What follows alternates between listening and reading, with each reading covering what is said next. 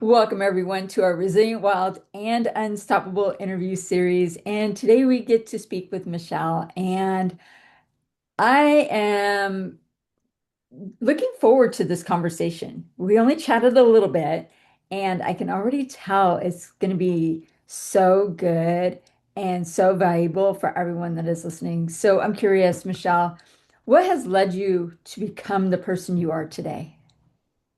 What has led me to become the person I am today is my experience with having a learning disability. It has really shaped and formed my life into that person that I am. And without it, I don't think it would have really helped. I don't think I would become the person that I am. It sounds super powerful, and I would love to know more. So, can we dive a little deeper into what doors have opened for you through this disability experience? One of the doors, there's been many doors that have opened for me, which has been really unexpected in my life.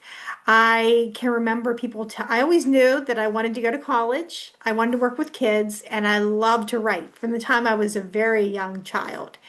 And I can just remember being really discouraged, especially thinking, I can't learn, I can't do all these things. And in second or third grade, I wrote a story about a dinosaur. And my dad found it and said, wow, this is really good. And that changed a lot of my life because I found something I was good at. And reading and writing really became my world throughout all those years, especially when I was being bullied. And the real question came is whenever I was able to, when I was graduating from high school, well, what was I going to do with the rest of my life? I had a Mm, lot of people who told me, you're not going to be able to go beyond community college. You're not going to be able to find a job that you want, and you're not even going to be able to go to college. But I pushed past all those negative voices and I decided I'm going to do it. And I was able to do all those things. And then my dream was also definitely to be published. And I can remember I was in a writing group with adults when I was a teenager. And they said, you should really write about having a learning disability. And I thought, oh no, I can't do that. That's way too personal. I've been bullied so many times for having one. And I put that on the shelf for a number of years. And I went to school and I got jobs. I was working. I met my husband during that time. And it wasn't until we moved into our house that I was diagnosed with limited hand dexterity and I could not open up our front door, unlock it. And I finally got that courage and I wrote about having my struggle with limited hand dexterity for the mighty. And it got published and was one of the most healing things that I ever did. And that led me to write more articles for them with having a disability hmm and also to write for some other places. But eventually, I started my own blog called Michelle's Mission, Ooh. where I write about my life with a learning disability and I feature my photography. And when I look at my life too, photography was another thing that I sort of came into. I can remember being that teenager and taking a picture at prom of a tree at our venue, and everybody was like, oh, why'd you take a picture of that tree? And I didn't know why I did that, but I was showing them to an older woman in our writing group, and she said, ah, this shows perspective. And I put that on the back burner for a number of years. But then when I got the blog, another thing I found is whenever I was on my walks, because I'm not able to drive because of the disability, I get a chance to stop and smell the roses. And I get this, people will tell me, will you bring out the details in a flower that I missed? So I get a chance to take that picture of that flower. And I get to post them on my blog and for other places. And I realized rather than being sad, there was just so much beauty that I would have missed if I was driving a car. And there was so much beauty in my life that I would miss because of that. And I can even put a lot of that in with the students that I work with. I'm a para educator and I work with seventh graders. And all the kids know I can help them with anything except for math. And I realize why I'm there because for a lot of them, they have the same disability as I do. So I hear a lot of, I hate my disability. I wish I didn't have it. And I get that opportunity to be able to go and say, I know what it's like, and you're not dumb, and you can do this, and having a disability isn't a bad thing. And I look at my life with that, and I think if I didn't have the experience that I did, I don't think that I couldn't empathize with others with that because I know what that feels like for a lot of them. That is so empowering because so often I hear about people that are in your shoes in some way, shape, or form where they've experienced something, they've been able to Mhm. really write about it or speak about it Mhm. or, show the doors that have opened for them so they Mhm. can shine that light and help others see what's possible versus, and be able to break away the walls of their boxes, so to speak. Mhm.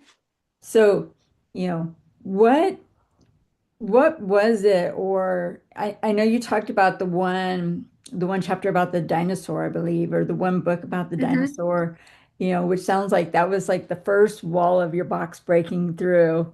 Uh-huh. It's like, what else can help others, or some super tips that can help others really break away the walls of their own boxes that are holding them? I think one of the first things that you have to do is find the things you love to enjoy, you love doing and you enjoy doing. Because I love to write, I love to read, and I love to take pictures of flowers, and I don't feel like I have a disability when I do that. And that empowers me. And I also know that that's something, another tip I would have is to also to be able to know the disability, but also be able to know what things you are good at. Like the Hmm. same goes back for that writing, to know those things and to really focus on the things that you are good at and the things that are in your control. I think that's the most important thing too. I can't control that I can't drive. I can't control that I can't do math. I have no control over whether what somebody's going to say or what somebody is going to do, but I can choose to look Hmm. at those things in my life that I do have control over. I can control some of the activities that I engage in. I can also control my responses to other people and choose to have a response that might be kind or compassionate. But I have no control over other people. I only have control over myself. And I think that's really important when you have a disability to know that. And I just think it's also knowing what you want to do.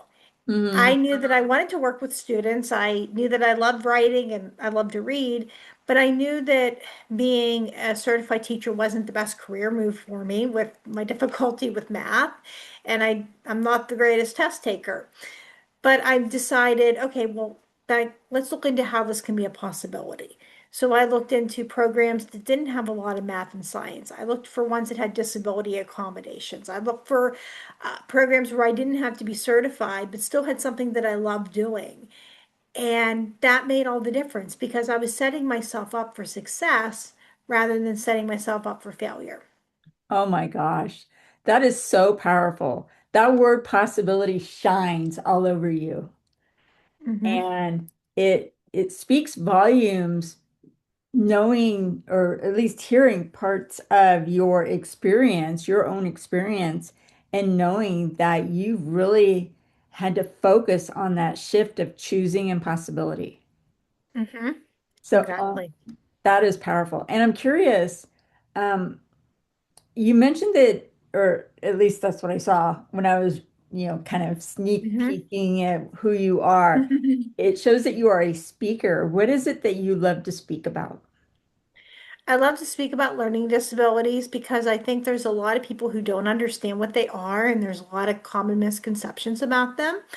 I also love speaking about hidden disabilities because sometimes people might look at someone like me when I say that I have a disability and they don't believe that that exists.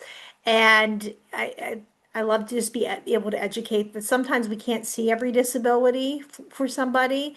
I love to talk about definitely nature and photography and with writing. Those are things that I really love to speak on as well. That's awesome. And I'm guessing that picture behind you is one of your photographs. Yes, it is. This was a photograph that our local library has on the side of the building. And when I took the picture, I thought, oh, this makes a perfect backdrop. And it certainly has really worked out nicely. And it just represents a lot of the transformation that I've gone through and just the transformation that I hope others can go through as well. That's amazing. I have loved this. Is there anything that I haven't asked that you want to speak about and want to share? I think we got everything. Perfect. Then with that, we will close this interview out, and I look forward to continuing conversations with you Yes. as we get to know each other. So thank you so much, Michelle. Well, thank you so much. It's been a pleasure.